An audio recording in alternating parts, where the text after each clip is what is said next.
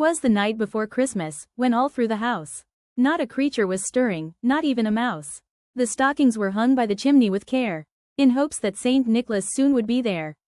The children were nestled all snug in their beds, while visions of sugar plums danced in their heads, and Mama in her kerchief, and I in my cap, had just settled our brains for a long winter's nap. When out on the lawn there arose such a clatter, I sprang from my bed to see what was the matter. Away to the window I flew like a flash, tore open the shutters and threw up the sash. The moon on the breast of the new-fallen snow gave a luster of midday to objects below, when what to my wondering eyes did appear but a miniature sleigh and 8 tiny reindeer. With a little old driver so lively and quick, I knew in a moment he must be Saint Nick.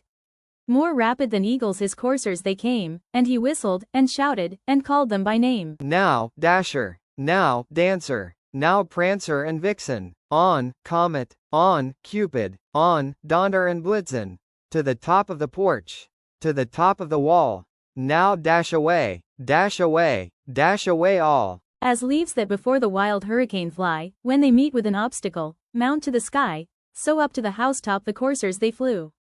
With the sleigh full of toys, and Saint Nicholas too.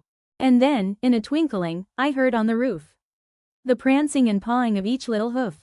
As I drew in my head, and was turning around, down the chimney Saint Nicholas came with a bound.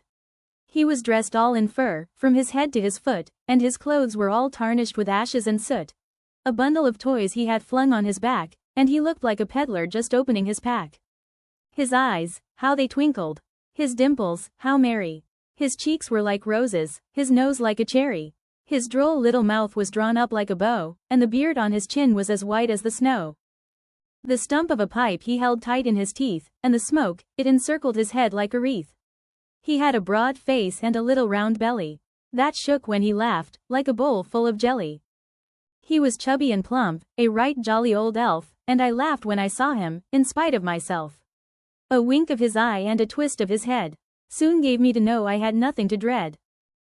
He spoke not a word, but went straight to his work, and filled all the stockings, then turned with a jerk, and laying his finger aside of his nose, and giving a nod, up the chimney he rose. He sprang to his sleigh, to his team gave a whistle, and away they all flew like the down of a thistle. But I heard him exclaim, ere he drove out of sight, Merry Christmas to all, and to all a good night.